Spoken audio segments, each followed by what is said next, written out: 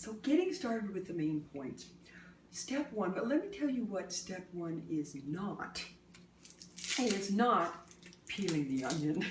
I have so many class participants that start doing that, and you can see, is that tedious or what?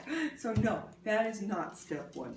Step one is cutting off the ends. And as you can see, my hands are well back from the knife blade, so I'm perfectly safe. And I cut off the ends just like this. Now I go ahead and I lay it on one of the flat ends that's going to be nice and stable.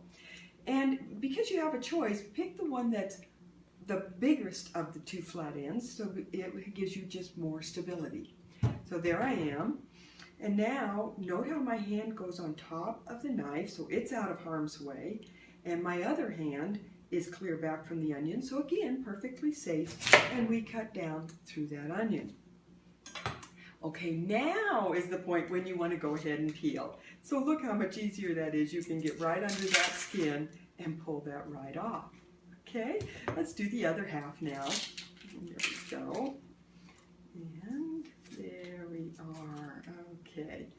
And you'll notice that this is one of the finer points, and I'll bring it up again, but there's a membrane there. I hope you can see it. It's very thin. It's almost like saran wrap. And that can be really slick and cause your knife to slide. So as you're peeling the onion, make sure to like rub or pull that off. All right? Okay, so now make sure you dispose of all of the peels and the ends. Reach over here, throw those in my compost.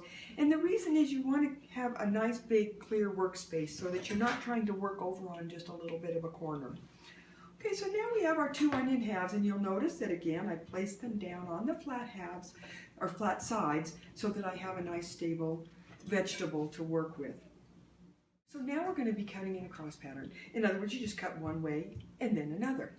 And I just want you to know that this is the same thing we're going to be doing with all the vegetables that we cut in these classes. Usually it's calling for a dice, which simply means to cut the vegetable into squares. And the easiest way to do it is cut the vegetable one way and then the other. Now the thing with the onion though, is that it just takes a little more, it's just a little trickier than say a pepper or a zucchini. And that's what I'm going to show you how to do right now. One of the most important things is finger position. So I'm right-handed, so my left hand I'm going to be using my thumb and my middle finger. And what they're going to do is be squeezing the onion gently from both ends. Then my knife is going to go under. So you can see that this is going to be a safe position because the knife is not going to be near my fingers. Okay, and then the next thing you're going to be noticing is that we're going to be using this pointer finger. That's why I've kind of got it out here right now. But note that I'm going to go under with my knife and cut down. Now pointer finger comes in, knife slides out. Let's do that again. The knife goes in, cuts down, pointer finger comes in, knife slides out. Now another really important point to notice is what part of the knife that I'm using. And I'm using this part close to the handle. It's much more powerful than trying to cut way out here on the tip. So let's go ahead and do that. We're going to continue going back, sliding the knife out, knife goes down, pointer finger goes in, knife slides out, and the whole time my middle finger and my thumb are just providing gentle pressure to keep the slices together. Now continue doing that till you get through the entire onion. And so I'm going to turn it this way and you can see all our nice even slices this direction. Now I turn my knife and I'm going to go the opposite. Remember, cut one way and then the other.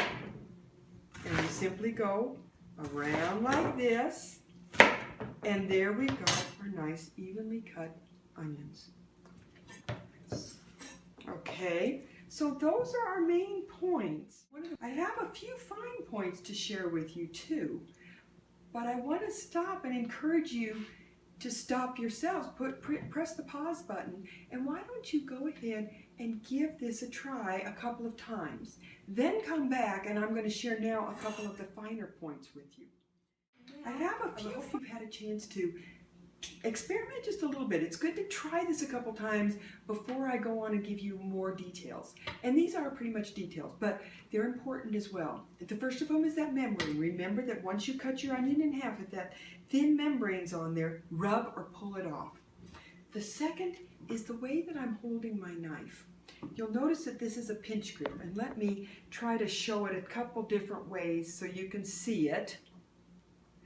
All right, so what I'm doing is I'm taking my pointer finger and thumb and pinching it around that knife blade real close up to the handle. That gives me a lot more power, especially when I combine that with cutting in this area right here. Okay, and now the next thing is, how do I know what size slices to do? Well, you look to your recipe, number one, and it will often tell you what size dice it wants. It might be a 1/4 inch, it might be 1-inch cubes. So the first thing is to look at your recipe. Sometimes a recipe doesn't indicate. In that case, just use a 1/4 inch dice. Anything between a 1/4 inch and a 1/2 inch usually works well for most recipes. Okay, so we're going to go ahead and do a little finer slice on this one than we did with the first half. I'm doing more like about a 1/4 inch dice. And the whole point of why I'm doing this business of holding the onion gently with my middle and thumb finger and using my pointer finger to help me keep the slices in place, that's because then when I turn the onion, the slices are all in place so I can cut them this way. They haven't scattered all over the board. So again, slice down, the pointer finger comes in, pointer finger comes in, and you'll notice I'm not even anymore, I don't lift my pointer finger in and out each time because I feel safe enough getting my knife close to my forefinger like that. But if it's a problem, lift that finger up out of the way. And also make sure that you're just sliding the knife out, okay? And when you get close to the end, just skip it. Don't get close to your thumb. Okay, next thing is then as we turn it, and we've got all our slices together, you'll notice that I kind of angled my knife like this, so that my diced onions would come out similarly sized. Otherwise, look what happens if we just slice straight down. We're going to get some pieces that are really quite large. If that happens, if you forget, just chop them. That's not a big deal. But it's a lot better if you can angle that knife and kind of think about a pie shape. This is your onion pie, and you're slicing it like that. So now we're getting to a critical point, though. You can see that my knife is getting pretty close to my fingers. So at this point, I flip the whole thing over, and then I've got another chance to be able to get after it. And I go along this way. Now, at this point, you've got a choice. If you feel comfortable enough, you can use your fingertips to be able to get these last cuts. But if not, don't worry about it. Just flop it over, and especially this onion is very slick, and I'm not feeling totally comfortable, so I'm just going to kind of spread it out like that, and then we go back and we just chop it like that, and my fingers stay safe and I feel comfortable. So there's our onion chopping technique. So there's